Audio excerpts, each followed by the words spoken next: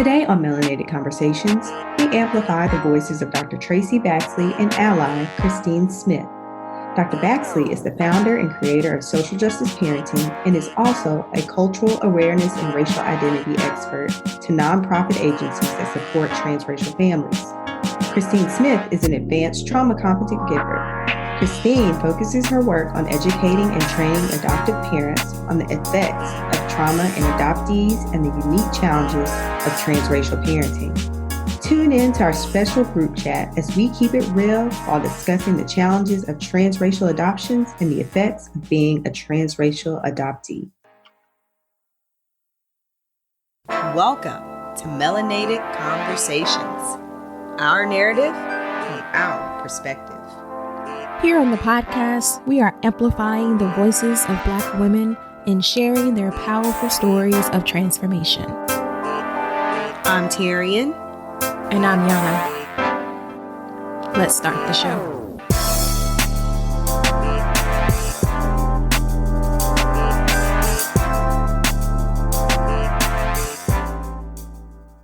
Welcome back to another episode of Melanated Conversations. I'm your co-host, Yana. And I'm your co-host, Tyrion. Yes, and welcome back to the show. So on today's show, you guys, we actually have been planning this episode for a while. We originally had plans to meet a few of us in person and have this important conversation.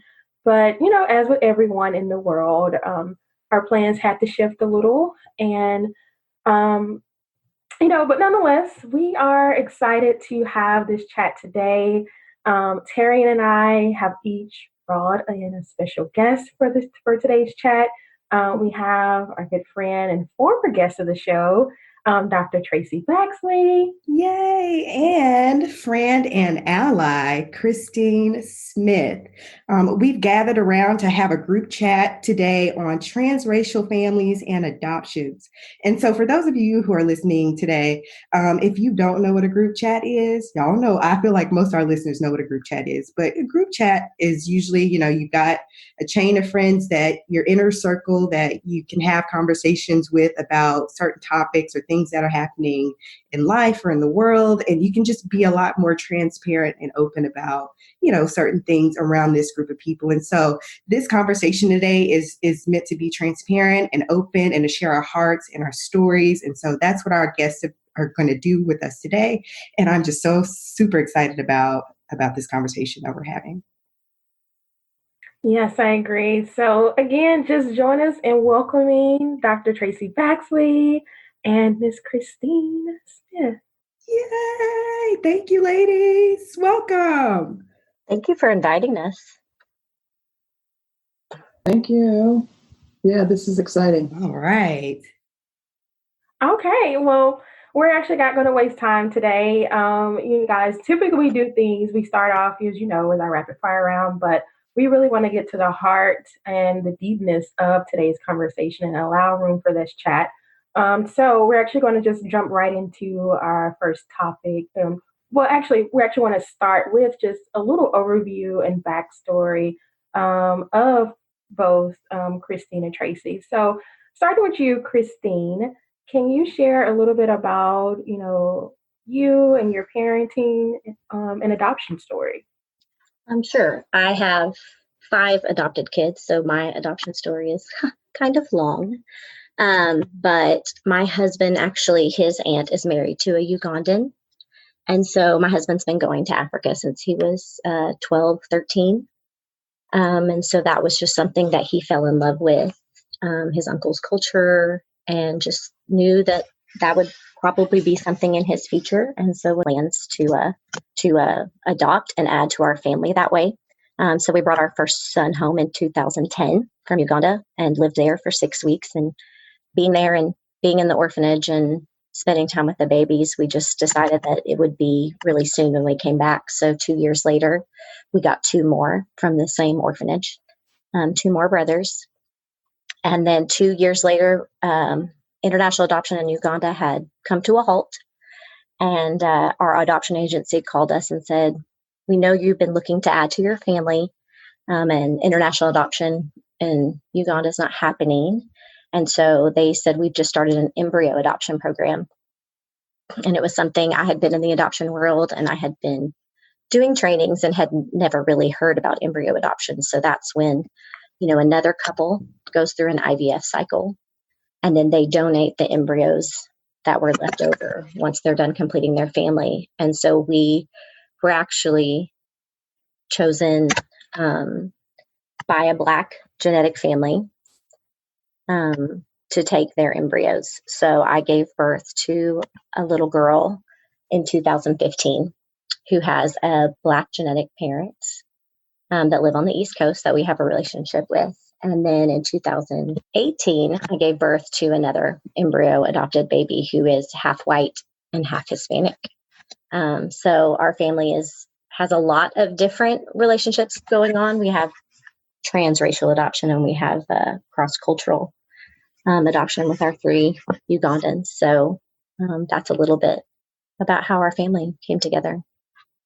Nice. Excuse me. Traci, would you mind kind of sharing a little bit about your family and your parenting story? Yes. Well, my parenting story is obviously a little bit different from Kristine. Well, actually, a lot different from Kristine's. I have 5 children as well, and they are all my birth children. But my husband is white, Caucasian, and so I have 5 biracial children. And I think where Kristine and my story connect is through this idea of transracial families. And based on my own kind of background on belonging, as a child, as a young adult, as a teacher, and now, as a mother of 5 biracial children, it's kind of become my passion and my work, my life's work, really. I call myself a belonging advocate, right? That people find spaces where they belong, and that it's a basic human right that we all need to have and to foster for children. And so my love for the idea of belonging has taken me on a path where I'm working with transracial families and helping particularly white parents, white moms, who have adopted Black and biracial children, creating spaces of belonging for their children. So I've developed a framework around working with transracial families like Kristine's. Nice. I just realized y'all both have 10 children between the 2 of you, right? Bless our hearts. Man, God bless y'all. That's all I got to say about it. I'll take those blessings. Thank you so much. Well, I'm giving them freely. I'm giving them away, okay? Yana, did you have a question or anything? I'm curious, just from Kristine, how was it for you, the idea of like even with your embryo adoption and then adopting your children from Uganda, like knowing that you were going to be adopting Black children? Like, was that like how was that process for you? Like this going forward or making that decision, if that makes sense? I think, there are a lot of factors that go into why transracial adoption is happening a lot in the adoption world. There is a large percent of adoptions are going to be transracial because of the nature of the system and because of the way that we have, disproportionately removed Black and brown children from their families. And so we knew that adopting from Uganda, obviously, our kids were going to be African. Mm-hmm. And so we just decided, I don't do anything halfway. So once I knew that was going to be how our family would look, Vance's uncle, who's Ugandan, was able to kind of sit us down and say, this is what it looks like to be married into a white family. These are the things that, I've kind of faced in this family and in this world. And, these are the ways we can start preparing for you to kind of manage that and set yourself up for, a greater chance of being able to impart to your kid those life lessons and values that we don't as white parents necessarily even have to think about. So we tried to be very intentional before we got our first son home about educating ourselves and about learning about what it might be like once our kid came home. And just to jump in there with Kristine talking about the system, just to throw a statistic out there, there are approximately 1.7 million adoptees in the U.S. This is U.S. And 40% of those are transracially adopted. So we're seeing, obviously, there's a higher and higher uptick of families that are adopting transracially.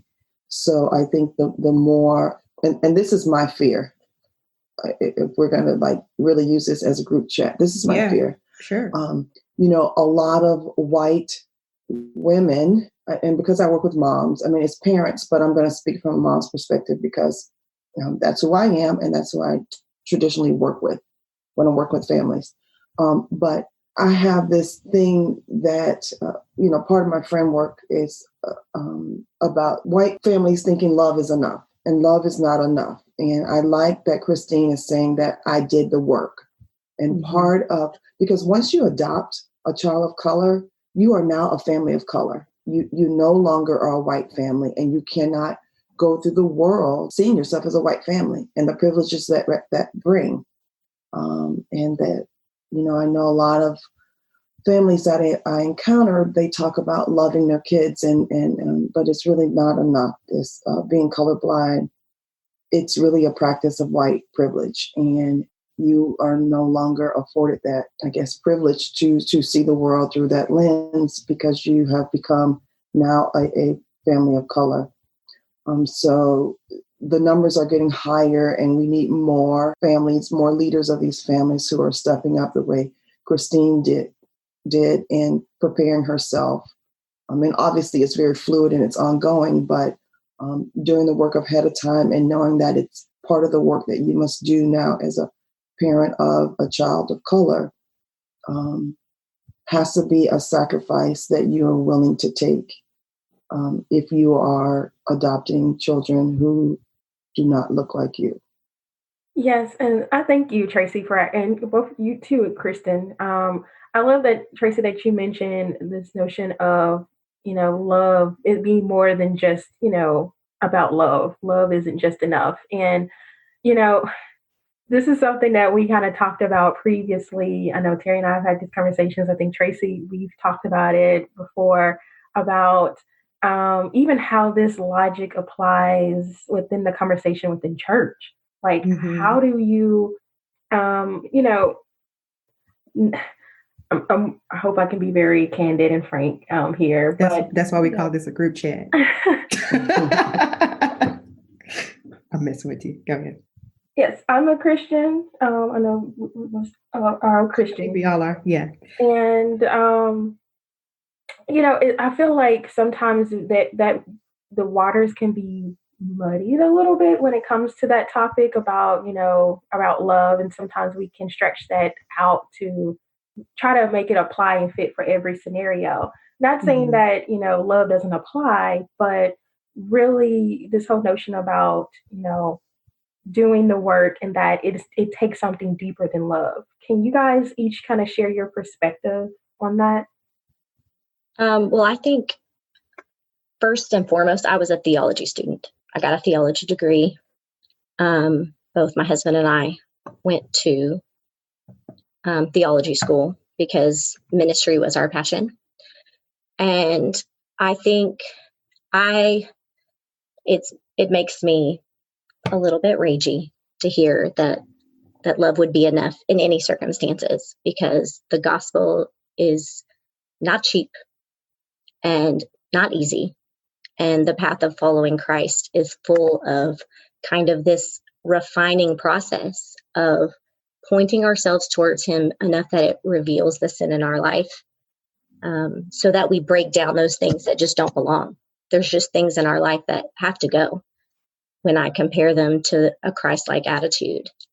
And to think that love would be enough, even in my marriage, that if I love my husband, that I don't have to do hard work, that it doesn't require for me to change myself for the better to make that marriage work is ridiculous. Nobody would say that.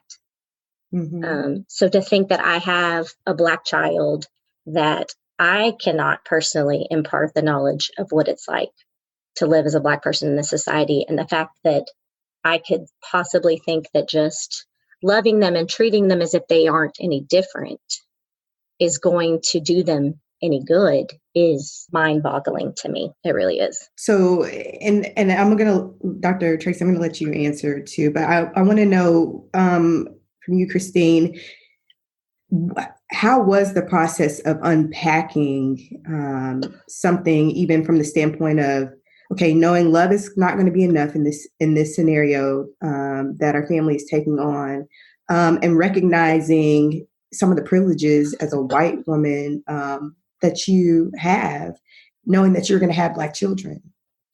Yeah, I think it probably benefited us quite a bit that we weren't already parenting. So I think sometimes it can be hard to come to adoptive parents who have been parenting typical white children fairly successfully in their minds. And then they add a Black kid and they think, well, I'll just keep doing what I'm doing because it's working well for me. And for us, like, we knew we were getting kids with trauma. We knew we were getting children that were most likely going to have special needs and developmental issues. And so we poured ourselves into learning how to parent from a trauma competent perspective. And so in the same way, we also were like, we have to add this piece of adding kids to our family that are not going to look like us. And we were fortunate enough to, several years prior to that, started doing a lot of mission work and being exposed to other cultures and realizing our privilege probably 10 years before we added a Black kid to our family. And so that's one of the things that I think is the first step, is that a lot of white parents don't want to make that step of acknowledging their privilege. And so I think the first step in that is acknowledging that white people have a homogenous culture. We like to think that we're individuals and we make our own destiny, and the choices that we have made have all been our own and nothing has worked behind the scenes for us. You know, because if you acknowledge your privilege, you kind of have to take some of that achievement away from them. And so I know I've always tell people we start with a book called Stuff White People Like, which is a book that was kind of satirical that this guy put together when I was in college. And it was just a list of things white people like.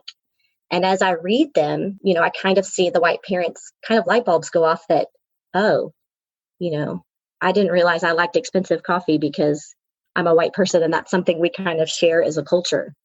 Or we like independent films, like kind of acknowledging that maybe not all my choices have been determined by me, but also by a culture and the way that that culture has been steered. So I think that having to loosen their grip on that privilege is a very important step. And it seems to be hard to acknowledge that because white people want to hold on to that with their clenched fingers. Because if I let go of that acknowledgement, if I have to see it, then I see it everywhere. You see it everywhere. And you can't stop seeing it once you've seen it. And let's be honest, white people don't like to be uncomfortable. They don't. They're used to being comfortable and prepared and not feeling othered in spaces. And so to kind of start to remove that veil, they don't like it. Dr. Traci, would you like to chime in? Yeah, no, she's making some very important points that I totally agree with. I mean, this idea of having to see the realities of structural racism is not something that is normed in white culture generally. When you grew up in a family that race was never a topic, never an issue, it's hard now to think about the fact that it is going to be present in your family. Often people think if I'm loving my child ferociously and I'm giving, it's almost like you think you can pass your whiteness on to your child and you can't. And so instead of working from the lens of protecting them from racism or anything out there, you need to be preparing them And so, because it's coming, it's just a matter of when. And so you want to have had those conversations and have the dialogue and done the work early enough so that when it comes, it's not a surprise and it's not as hurtful to your children. And I think part of that work is helping white people, families, start to recognize those implicit biases and the microaggressions that happens in the lives of Black people every day that often white people don't even recognize as it being a thing. And so I think understanding the difference between implicit bias and understanding the different levels or the different kinds of microaggressions are really important, because I think Kristine's saying it right. Once you see it, you can't unsee it. But seeing it takes a little bit of work for you to view the world through the eyes of your children and not your own in your own childhood. So I think it's important, really understanding what microaggressions look like for people of color in their daily lives and how to start recognizing those things that are going to be hurtful and impactful to your children as they grow up. I also think it's important for you to think about what diversity looks like, right? If you belong to a place of worship or in a neighborhood or go to a school where there's 3 or 4 Black families or whatever, you may think that's diverse.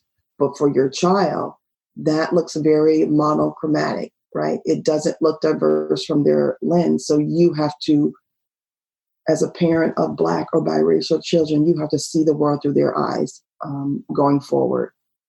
And it looks very different. And if you're trying to create a place of belonging for your child, a place where they have self-worth, self-esteem, self-identity, they are comfortable racially and culturally, you have to see the world through the lens of who they are and how they will see the world and how the world will see them. I tell my kids all the time who are biracial that you can self-identify any way that you choose, right? So, my kids look at themselves differently. But I'm going to raise you to know what it's like to be Black in the world because that's the way the world will see you. So it's important that parents who are transracially adopting children really think about the world through the lens of the children that they adopt. Yeah, it's interesting. First, thanks for sharing that. And it's interesting that you brought that up too, because I think we've all watched the recent. Well, it wasn't too recent. I think it aired in October of last year. It was a Red Table Talk episode with, Jada and her family, and this young lady who was a transracial adoptee. She was a Black young lady that was adopted by white parents, and they raised her, I think, just from their core scope of what parenting looked like. They were in a primarily predominantly white community, and so she wasn't raised around or any integration of her culture. I think kind of what you're touching on, Traci, is important because if you guys listen or watch the episode, I encourage you to kind of get more of like the backstory of what we're going to kind of discuss here on that topic. Was that she grew up and she had some difficulties navigating through that. I just want us to kind of collectively share our thoughts on that. Based on kind of what was your take from the episode? I felt sad for her. I mean, I was angry on a lot of levels because I know the number of families that are transracial is growing, and I do not, this is my soapbox here. I do not want a generation of Black children to not know who they are racially. That makes me angry. And she did not know who she was racially. She even said she felt uncomfortable around the table of these 3 dynamic, beautiful Black women. I think her parents missed a lot of steps raising her. But I also think as an adult, she needs to be taking responsibility for herself and finding her space racially in the world. So, and I was also kind of upset with the Red Table Talk because I don't think they pushed her enough on that. They didn't ask enough questions about that. Gammy kind of did. Gammy wasn't having it. Gammy was really on the right track with some of the questions that she was asking, because this woman said she wanted to help other transracial adoptees, but when you're still in a place where you're lost and you don't know who you are, you can do damage trying to help other people.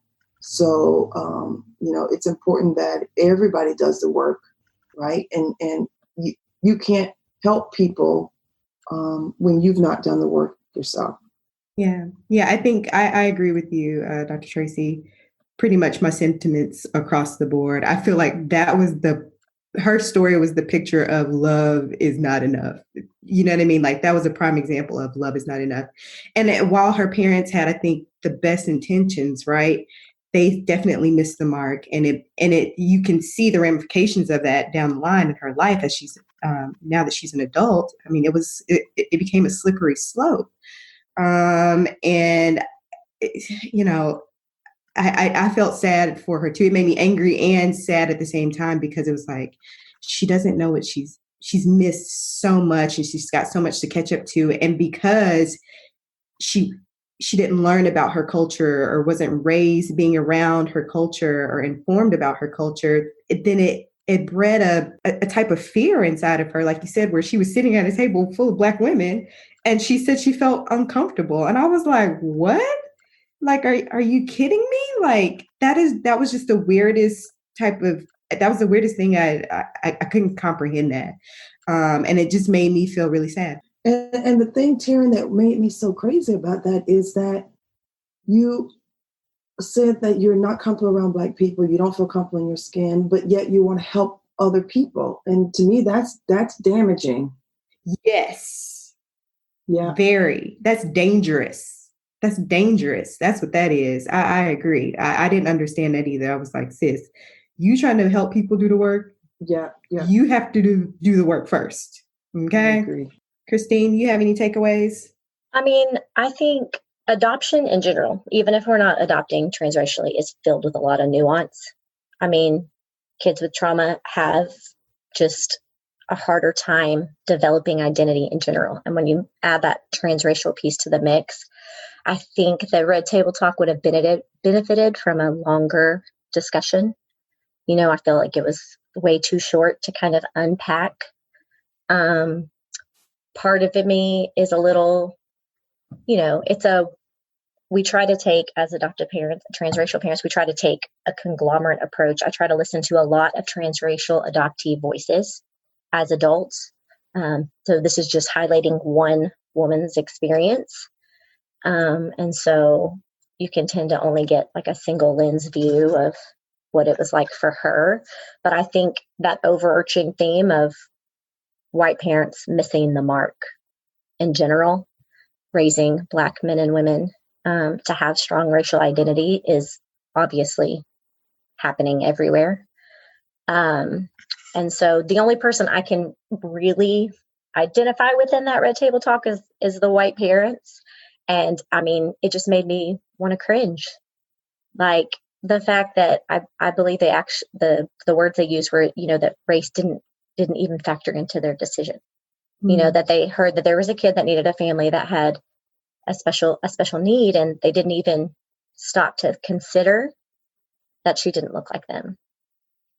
That they let people touch her hair because they'd never seen a Black person before, that she thought she was white, but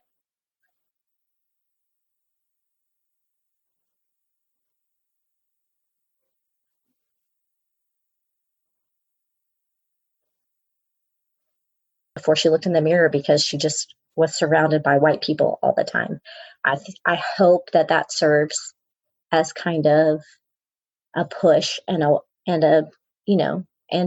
long-term view for some of these parents who have little kids, of what they may be doing by not doing the hard work in developing a positive racial identity in their little kids right now. Because she seemed like she still has a lot of healing to do and a lot of work to do on her part to be comfortable and proud of who she is as a Black woman. And it does concern me that she has kind of a platform of educating other transracial adoptive parents.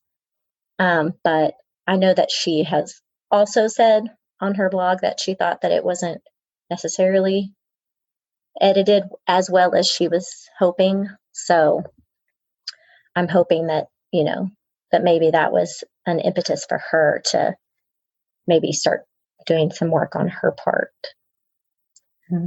Yana, do you have any thoughts on the episode? Did you share your thoughts already?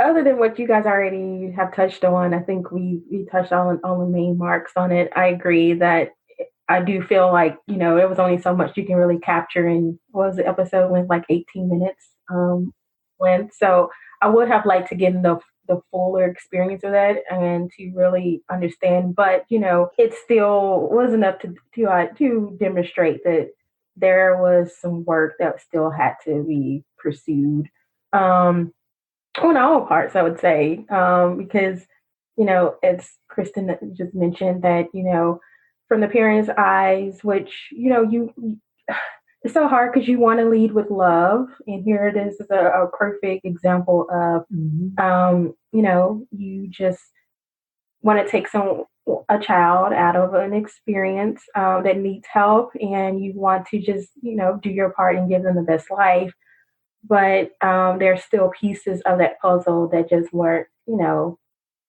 completed, and those came with after effects. So it did some pieces. It allowed. I mean, I think they did their best. I think they did.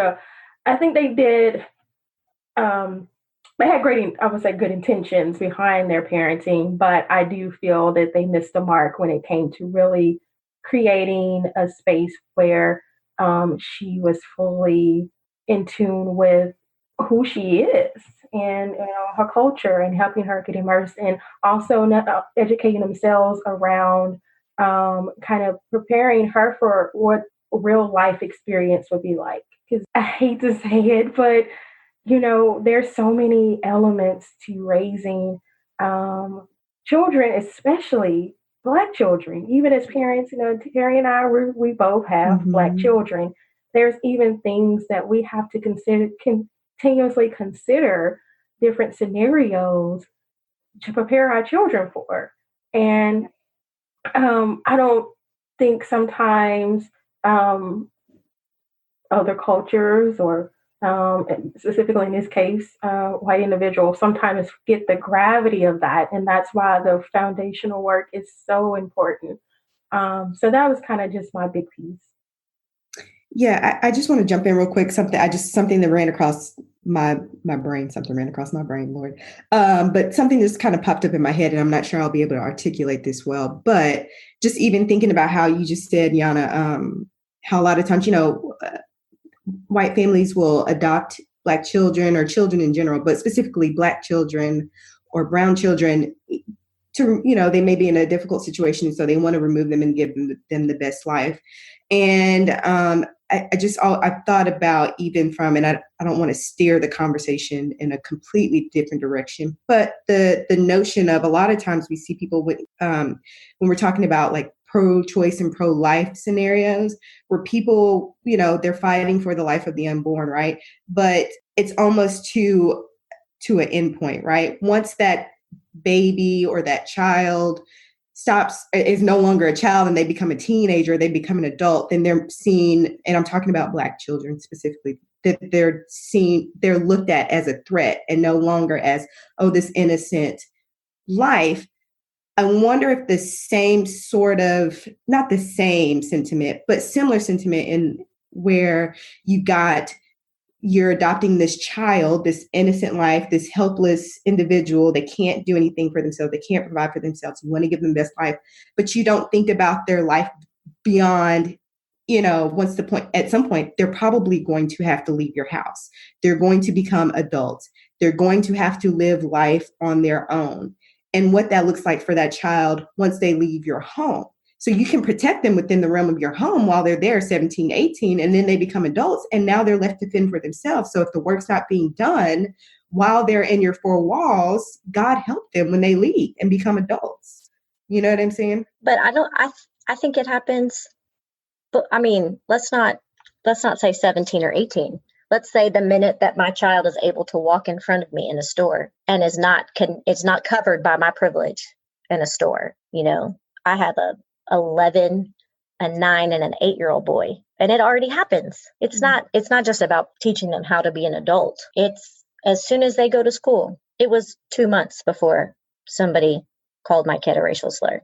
And if white people pretend like that's not really happening before it happens, if they don't Black families instill protective measures in their kiddos before discrimination and bias from the time they're little babies. You guys have done that for your kids as they grow up, so that the first time they encounter that bias or that discrimination, they think this isn't about my self-worth. And if white parents aren't doing that, then a transracial adoptee's racial identity struggles because they think they already struggle with self-worth because I'm adopted and my first family wasn't able to keep me. Yeah. But now you've added an element of, why is this happening to me? What's wrong with me? Not what's wrong with the system, right? Yeah, I was going to jump in. That's such great points. I mean, really, a couple of things that jumped into my mind, into my brain too, Tyrion. When Tyrion said something, when Yana said something, and when Kristine, when you said something, the first thing that came to my mind between Yana and Tyrion's thought was this idea of the white savior, right? If you look at how you save this child from circumstances, or you save this child from, being a statistic or whatever that is, it's already the wrong message. And a lot of children kind of are the victims with a family who's raised them as with that white savior mentality. So we have to be very careful that the child doesn't grow up feeling like they were saved, or that they can't speak their mind because they were lucky not to be in that foster home anymore, or whatever that is. So this idea of needing to really do the work on Black culture and what that looks like, and not letting your child feel like that you are the white savior that came in and changed their lives, and their lives would have been nothing or less than without you. So that's really important. The other thing is something that you guys touched on that reminded me of, I don't know if you guys are familiar with the cultural iceberg. So you picture this iceberg, and you know how the peak of the iceberg is what you see above the water, and underneath it, it's a whole big block of ice that's bigger than the top underneath the water. And so the things at the top are the cultural things that you can see that are easily, the color of their skin, maybe a dress, or maybe the waist, things that are easy to see. And underneath the water are those cultural nuances that you can't put your finger on, but they are bigger than the things that you can see. And so it's, this way of protecting our children, or to sharing cultural nuances in the community or in the world that white people don't get to see, that we have to do this in order to protect our children, like having the talk about how you behave around law enforcement, how the world's going to view you if you go outside with your pants hanging, or those things, those conversations that we have, how we respect elders in our community, what you say when you walk into a Black woman's home, those kinds of things that are the underwater of cultural nuance that need to be taught to children who are Black and are not being raised by Black families. Because it's going to come around, like Kristine said, it's not even about when they're an adult. These things come up when they are young kids, and we have to know how to navigate those spaces so these children grow up feeling whole, feeling like they belong, feeling nurtured in both sides of their culture, of who they are. Yeah, I think that's great. Thank you for summing all that up for us. I do want to know from both of you, like, how do y'all navigate through those difficult moments? You, Traci, having children who are biracial, but you, like you stated earlier, you raise your children to understand that the world will view them as Black, and then for you, Kristine, being a white woman and raising Black children. How do you prepare yourself, and how do you prepare your children for those moments, those implicit biases, those microaggressions? What's the work that you ladies do to prepare for that? I think for me, it's about having open and honest conversations with my children. We talk about everything. We let things in the current events dictate some of our conversations. We have those conversations. I have four Black boys. We've had those conversations about the way the world views them and what I need from them, and what it means to be a Black male, what it means to be a gentleman, what all that means in the world outside of our homes. So I think really being able to have open and honest conversations with your children, and this doesn't mean that you know the answers. I think being honest about saying, I don't know all the answers. I have more questions than answers. I think that's okay too, because what that does to me is it allows you to live in your children's world and not asking your children to live in your world, which is really important for transracial families. So I think not having everything on the table, not leaving anything out or anything that you can't talk about in the home. So I think it's important that you do the work, because you have to know how to navigate that space. And I think doing the work with your children is important too, so that they're learning and growing and see that you're willing to learn and grow as well. So being intentional about the conversations that you have in your house helps prepare them for what happens outside of the home. Exactly what Dr. Traci said is that already I have an element of my kids have early loss and trauma and things. And so we say that we don't get to pretend like the world is warm and fuzzy, because our kids have had major losses before they even came to us. And so there was a commitment from the beginning about helping them process that, because that is, a big T trauma, as we like to say. So adding that element of also, we don't get to pretend like there aren't things happening in a systemic racist society. And so we are literally trying to find ways, because it's hard for us as white parents to learn the questions to ask that Black families are asking their kids every day. What happened at school? Why do you think that happened?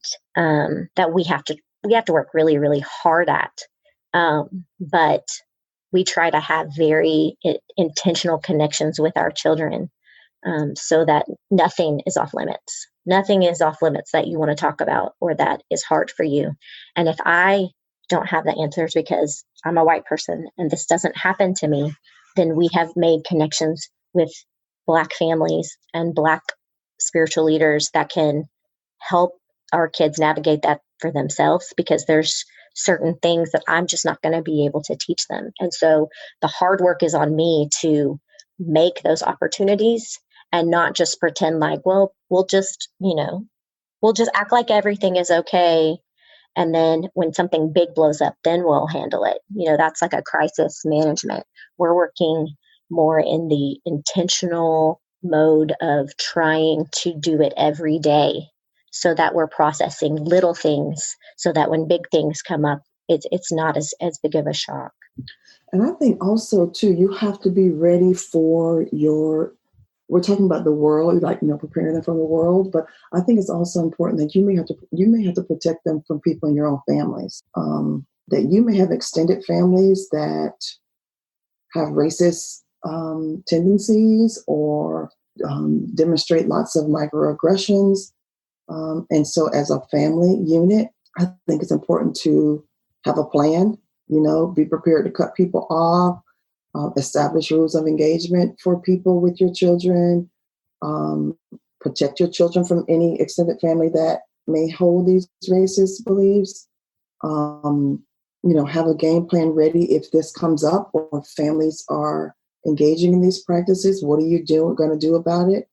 Be clear and open and consistent with the way you navigate in your extended families, and be willing to cut people off if it means protecting your children from some of this negative practices. And also, I think it's important too that, and I kind of touched on this before, about looking at the way you see diversity from your own lens versus your kids' lens, and looking at your neighborhood, your place of worship. How can you make sure your children are around children who look like them? Maybe it's, I don't know, maybe you have to change your church. Maybe you have to, if they're involved in extracurricular activities, maybe you have to go on another side of town to make sure they're on a Black, sporting event or after school rec center or whatever. But you have to really be intentional of making yourself uncomfortable so that your children are comfortable. Dr. Traci, you just spoke to me personally, and I'm not a transracial adoptee, nor do I have transracial children, any of that.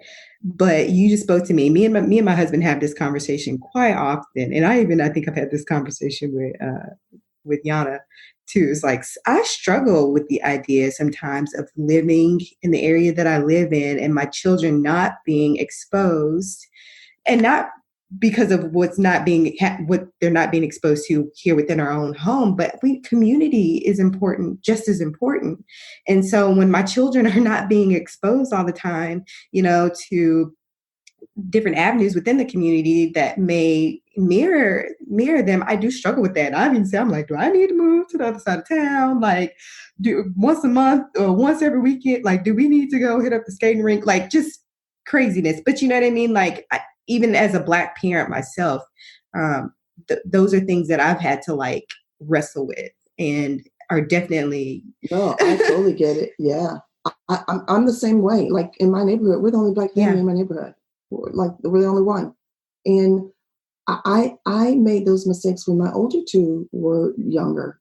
Everything they did was, basically in white surroundings. And I felt like I was giving them their Blackness. My family was giving their Blackness. But as my daughter and my oldest son got older, I realized it was not enough.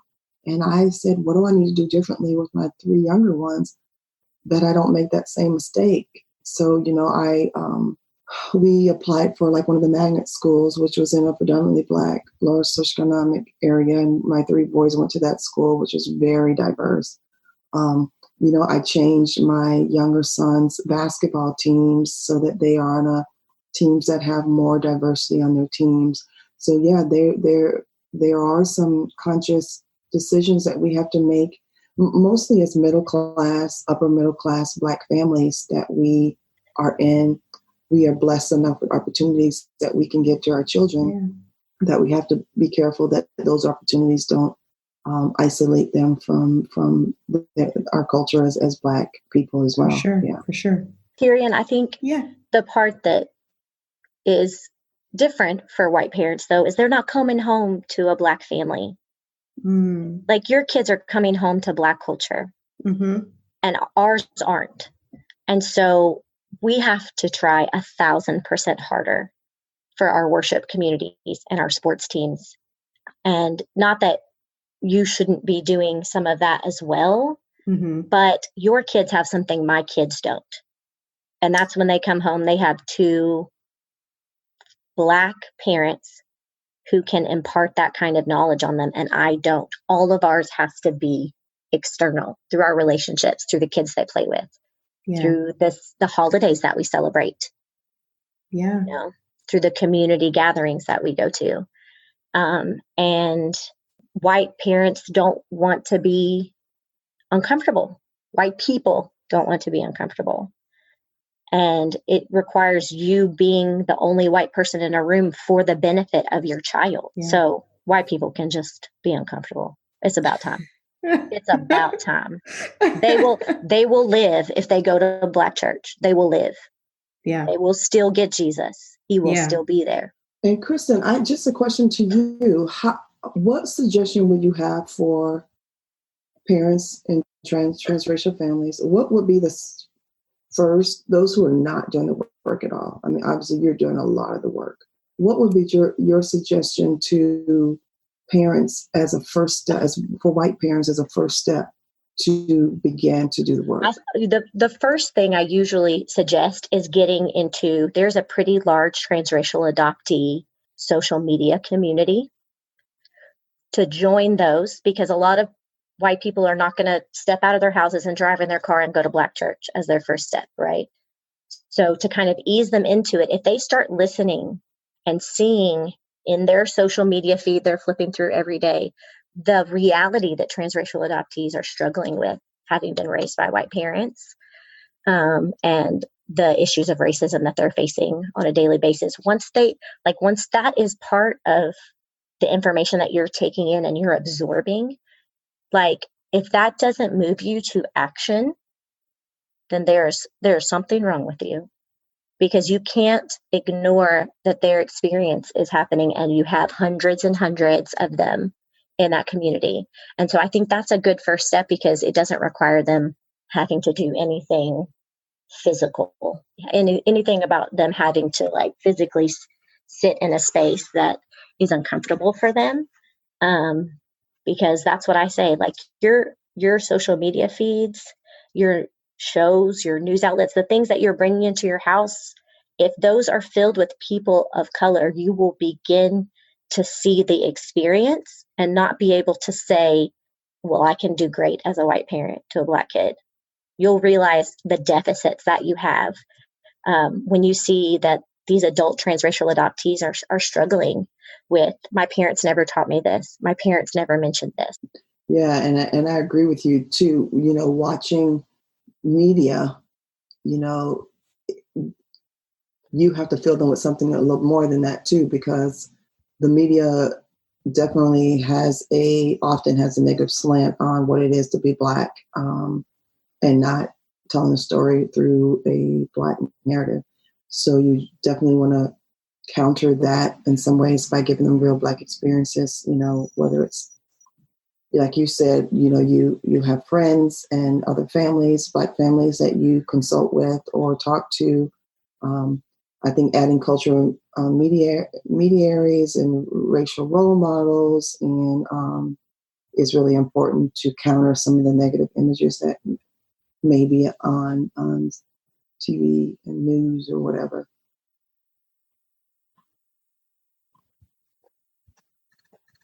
Yes, thank you guys so much for sharing more and really being transparent in this discussion, because that's really what we want.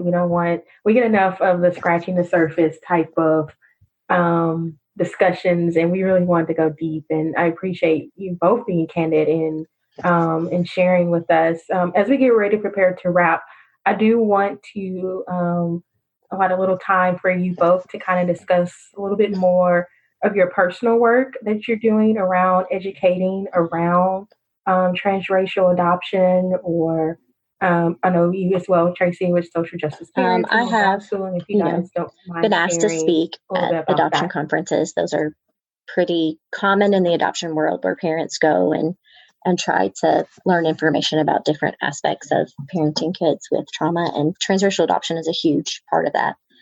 And, you know, I was hesitant at first, obviously talking about transracial adoption as a parent, because I'm learning, right? This is a fluid experience, and my journey is far from over. And I'm not a transracial adoptee. I can't tell you what that's like. But I actually had, some encouragement from Tyrion saying, if you don't talk about it, if we try to get somebody that looks like Tyrion, a Black woman, white people will be more likely to dismiss it. And that kills me, right? That's I could say something and they're more likely to believe my accuracy or my trainings because I look like them. And that's part of my privilege, right? And so I have an uncomfortableness with taking up that space when white people take up so much space already. But I try to make, I try to hammer in that, like, I'm introducing you to this journey and to the challenges that you're going to face. And I joke that this is the last time I want you to listen to a white person about this. Like, I'm getting you there. I'm starting the conversation. But after this, the hard work is done by those who are living that experience. And I can only get you started. So, I try to be really honest and really just make white people a little uncomfortable so that they realize that, there is a whole uncomfortableness for their children being raised in a white household that they need to start unpacking and preparing for. So that's kind of where I try to do my little part, but also step back and say, the reality is a transracial adoptee is the only person that can really tell you what they need in that space. Yeah, Dr. Traci, I'm going to let you answer just 1 second, but I just want to kind of give Kristine her flowers really quickly, because she just said she kind of felt uncomfortable. She didn't know, speaking on certain topics in front of certain audiences and not knowing whether she even, like she said, taking up another space again and not really wanting to do that. But, Kristine and I have become very good friends, and we have our side group chats as well. And I just have to just give her flowers really quick, because sis she's doing the work. She's doing the hard work.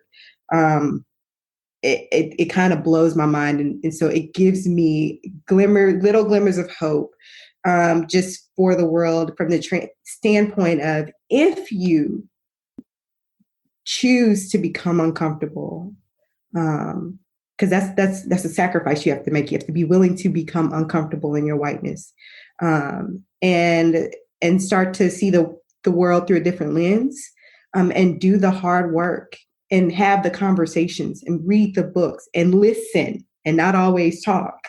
That things begin to shift. And you begin to make an impact on people and even within your own family's lives. So I just want to say that about Kristine, that she is doing the work. And I feel like, and I'm gonna call you out, and we might have to edit this part out, but I feel like you still being a little timid on this episode. But okay, listen. Okay, white people get on my nerves. Thank you, Kristine. They do. They're annoying. They're exhausting. I tell Tyrion all the time, how can you be friends with so many of them? Because it gets old, like trying to get them to see something that they don't want to see, right? Because white fragility is a thing. And if you poke us and you start to say, I think maybe that's racist what you said there, they lose their minds. They cry. Why do they cry? White women cry nothing. Like, they cry, they because they so much want to hold on to the reality that their worldview is a color blindness, which is a dangerous ideology that white parents are instilling in their white kids. That they just freak out. And so Tyrion has been a lifeline for me to be like, I'm over white people today. Like, I can't, they're exhausting. Like, I don't even know how you do it. And I'm like, I've only been doing it, I've only had a Black kid for 10 years. Like, how do I sustain this? And so that's how your family relationships change, because toxic people have no place in my life. Racist family members do not get to be a part of my life, because my kid is more important than that. Right? Oh, the real group chat starts after this. Oh, like, it's just, I don't know why. And I mean, Dr. Traci, you're teaching them all the time, and you're trying to get them to see connections and trying to push them to do the hard work. And it just has to be a little Groundhog Day over and over. I'm just going to say probably how that looks. Yeah, but your voice is very important in the, I want to say fight, but in the transformation. Your voice is very important. So I don't want you to feel like, because if you look at it this way, Kristine, if your voice is not out there, then a white mom's voice who's not doing the work is out there instead of yours. And I would much rather hear your voice, because you're trying to do the work to make the world a better place for your kids. And so I don't want you to ever think that your voice is not needed. It is certainly needed. And the fact that you're saying, I don't have all the answers, it's fluid, I'm always learning, means even more that your voice is needed because you get it. Mm-hmm. I mean, I always say when I give the transracial adoption talk, it's always nice to have some Black women in the audience because they're nodding their heads. Yeah, you got your amen corner. Because it's not news to them. It's not news to them. I'm like, I feel it. Because the white people are like, what are you talking about? Like, I think that we have a real problem with, I don't know how to start chipping away at the color blindness. And I feel like it's going to be an uphill battle. But if I can just get them for that 1 hour to say, you have to do better because your kid is worth it. Your kid is worth everything. And so I've had to, repent about my privilege and my unwillingness to see that before I had a Black kid in my life. And now that I have that, it means everything. Yeah. Nothing is more important than figuring it out because his life depends on it. All of them, Yeah, no, I think you are doing great work. And even if you're doing it, one other mom at a time, every little stone in the river, right, sends out big ripples. So that's how I see doing the work. Mm-hmm. It's a small act that can have rippling effects over time. So if you change one parent's mind, that's one child who will grow up strong and healthy and whole. And then the rippling effects that life will have on the world. So if you can not see the bigger picture, but focus on the one act that you've done that made a change, just think about the rippling effects that has, and just, one by one. Otherwise, it does get overwhelming and it gets hard. And I think transracial parents can tend to I will say we know a lot of other transracial families, obviously, because we're going through the process and we're doing trauma training together and things like that. And I think they can pat themselves on the back that their kids know other brown and Black kids. But I think it's really problematic if the only Black kids your kids are interacting with are those raised by white parents. Like, come on now, we're all trying. But we have to do better than just other white parents that have Black kids. We have to push that's it farther. One part of it. But you definitely have to go beyond that. Yeah. I was joking because last summer I sent my oldest to Black VBS. They did, our church, and then I sent them to the Black church that we visit on a regular schedule. And they said, I don't want to go to Black church VBS. And I'm like, why not? And they're like, because they're going to talk about white people and how weird they are. And I said, exactly. That's, you just got the whole point. The whole point is I am sending you to a space where there is nobody that looks like me, so that you can have the conversations that Black people have when white people are not a part of it. Because I can't recreate that for you here in this space. So get in the car. You just made my point for me. Get in the car. Yeah, right. Dr. Traci, we didn't get to allow you to chime in on the work that you're doing right now. Well, I think if I could take the liberty, to just kind of go over my framework, and I think it could be a good closure for what I do. So I have a framework for transracial families, working with transracial families, and the acronym is BELONG. And the B, we discuss most of these points throughout the hour, but it's, getting beyond love. So, getting away from the color blindness and the white savior mentality. The E is for expanding the village. So this is what Kristine says she does, right? She has other cultural mediators, other role models, racial role models, and surrogates for her children to kind of fill in the gaps. So that's expanding the village. The third one, which we didn't talk about at all, I call it lotion and leave-in conditioner. So this is like the hair and the skin and the other cultural needs that you may not know about that are important to raising Black kids. The O is for opening up space for dialogue. So this is where that intentional, open, honest conversations with yourself as a white person in a racialized world, and the open conversation, honest conversation you need to have with your children. The N is for navigating the home front. So this is like, how do you create safe bicultural homes for your children, whether you're looking at the extended family that you may have to let go, what's in your house in terms of books and pictures and art and holidays and food and all those things, and creating bicultural homes. And then the G is for get support. So that's support groups. That's like Kristine saying, she goes to some of these racial adoption conferences, taking classes, and then that's where like work that I do is getting the coaching. So maybe you need to hire a cultural coach. That's what I do, helping parents to look at the cultural side of what they're doing and who their kids are. So I work one-on-one with families. I do group programs, and then also speaking engagements with adoption agencies or what have you to talk about what does that look like culturally for kids who are being raised by white parents. That's amazing. I think if whatever we can do to make more required training, there's definitely not enough of that.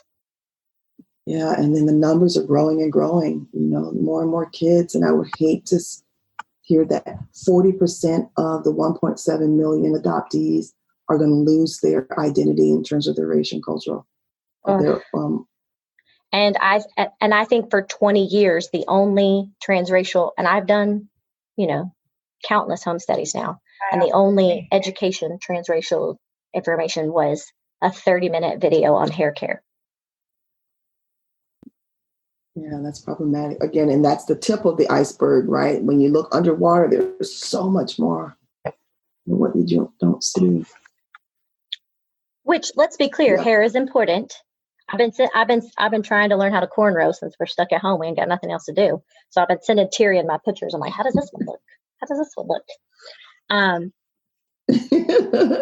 She couldn't be to shame. That's what she doing. She sent me that cornrow picture. I was like, well, we don't have to go out in public for a month or so. Might as well, work on our hair.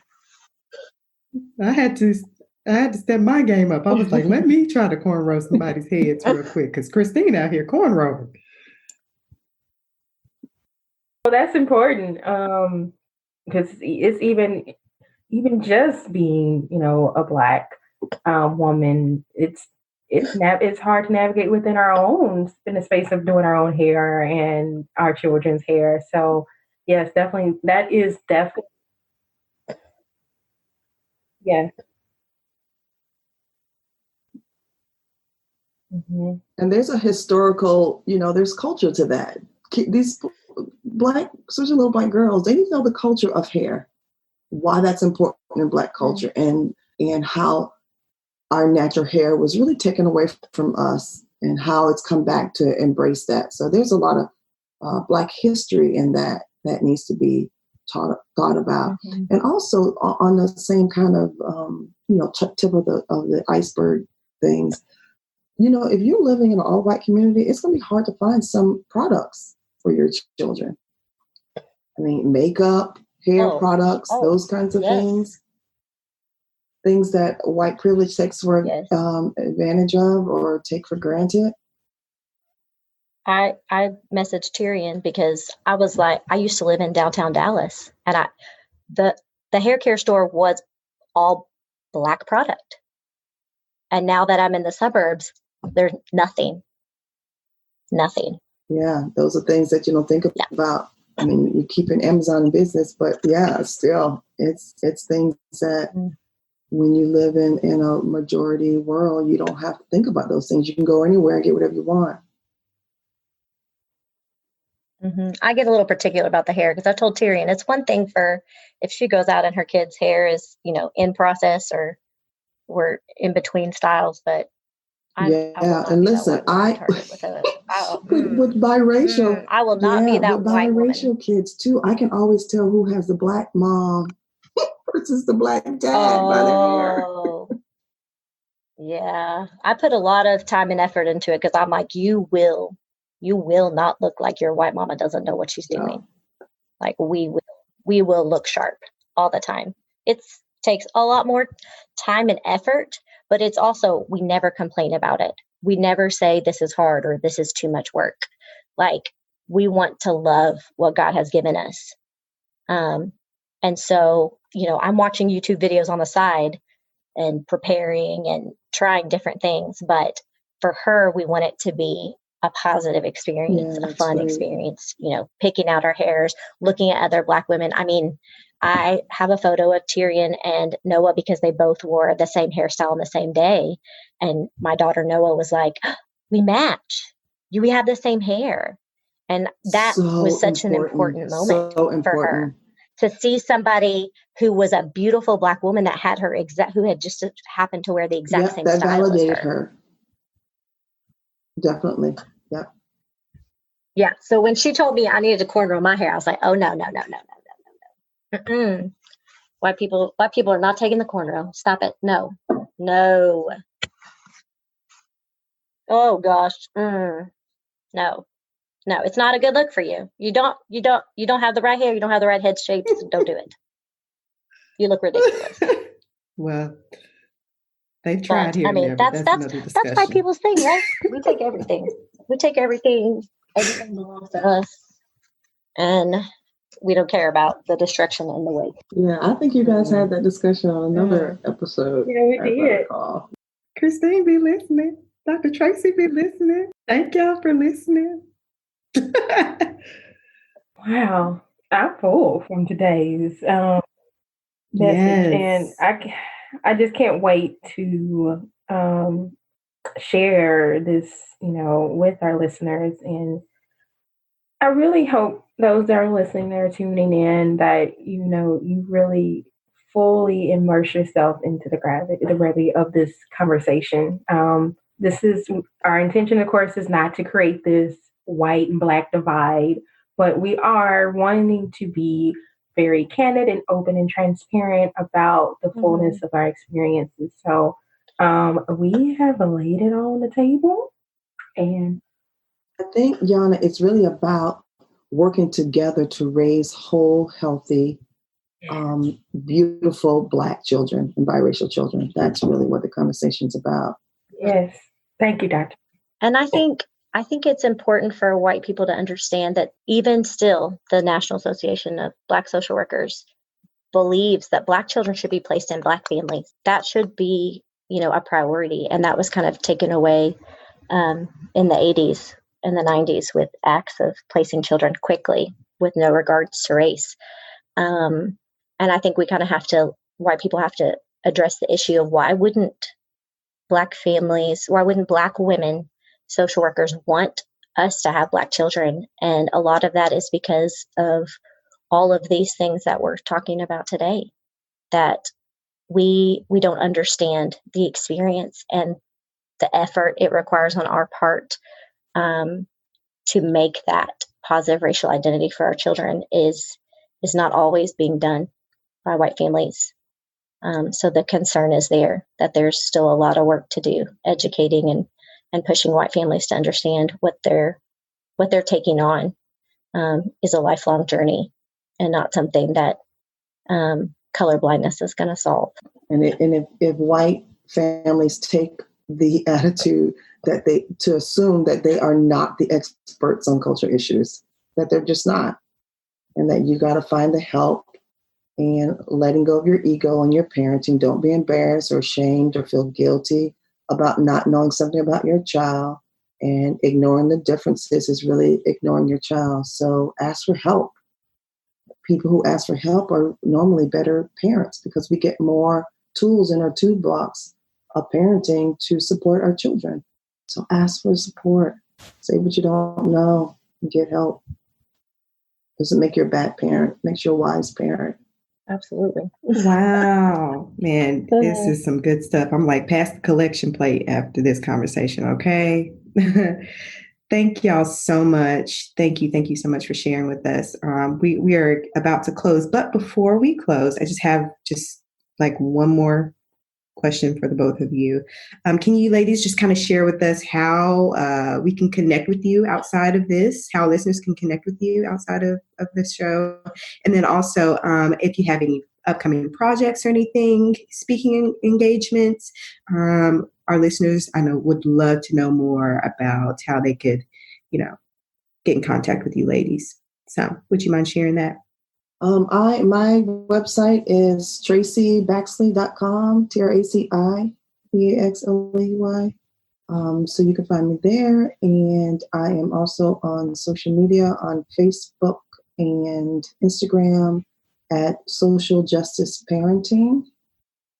And I also am a homeschooler before we all became homeschoolers. And I post homeschooling things now. So during this time period, if anybody's interested in homeschooling ideas or tips, I'm at Brown Schooling. Instead of homeschooling, it's Brown Schooling. Also on Instagram and Facebook. Okay. Kristine, you have any speaking engagements or anything? I know everything's kind of shut down right now. Yeah. I don't know if you're doing anything digital.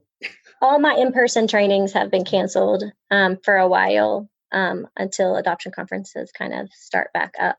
I'm on Instagram at Smith Crew Mama, but I'm definitely still working, doing conference calls with parents. This, especially in trauma parenting training, this is a very difficult time for trauma kids right now to be stuck at home and out of their routine. So just trying to reach out to those families and help them kind of make a new normal while we're stuck at home. But I'm also available for happy hours if anybody wants to meet me once we get back to real life. Let's talk about it. Virtual happy hour. Yes. Yeah. And I wanted to say thank you to Kristine for really trying to do the work that it requires to raise her beautiful Black children. So I follow you on Instagram as well. So just thank you for doing the work and keep your voice out there. It's needed. Thank you. I'm really, if you want to start a chapter in Texas, we would be super awesome to have the access for Texas agencies to have some of that stuff too. I'm hoping that your reach just grows and grows and grows, because you're doing the Lord's work, Dr. Traci. Hey, thanks to both of you. You both are doing the work, and we appreciate it. Terry and I, all we could do was just deliver a platform, and we were here. And we appreciate that you are lending your voice and your experience, your expertise to this conversation, and hopefully we can continue to drive this narrative and get more people on board. Absolutely. Once again, thank you, ladies, so much. Thank you both for doing the work. Thank you for being beacons of light and truth. In love. Thank y'all so much. And like Jan just said, we just the platform. Jan and I are over here FaceTiming each other just so we can have visual cues, because we normally will record in person. But, y'all two are just, going back and forth and sharing your thoughts. And me and Jan are like leaning back in our chairs like, they can have it. This is their show today. I'm thinking Dr. Traci and I would be friends. I like that for idea. For sure. Actually, I was just thinking that how do we figure out how Kristine and I connect and work together? That was the whole point. I ain't gonna hold y'all. I just want y'all to know I have surveyed the land, and there are very few non-exhausting white people. So if you need me to be your friend, I will. I'm available. We got it. We got it. Oh my gosh, I love it. Awesome. Thank you guys for the platform. Absolutely. Yeah, This is thank great. you. You're welcome. You're welcome. We are pleasure. all our doors. Well, obviously not necessarily our doors at this moment because we all on lockdown. Oh, I know Our virtual doors. Tyrion will not let me in if I walk over there right now. No, I won't. I won't. I will love you. I'll talk to you through my Ring doorbell, but that is about it, Kristine. But no, our platform, our virtual doors, we're always open to both of you. So we definitely will welcome another conversation, a part 2. We can do a whole series. Yes, absolutely. Sounds great. Absolutely. There's a lot to unpack, and with you two and Dr. Traci, I would always be ready to take that opportunity to talk with you guys and maybe get the education out there. Yeah, for sure. Awesome. Well, I don't have anything else to add. Do you, Terry? No, good as gold. Until then. Melanate on that. Thank you for tuning in. Hope you enjoyed our chat today. Keep the conversation going by heading to iTunes to subscribe, rate, and leaving us a review. Have a story of your own to share? Email us at info@melanatedconversations.com or connect with us on social media at Melanated Conversations. Till next time, keep raising your voice.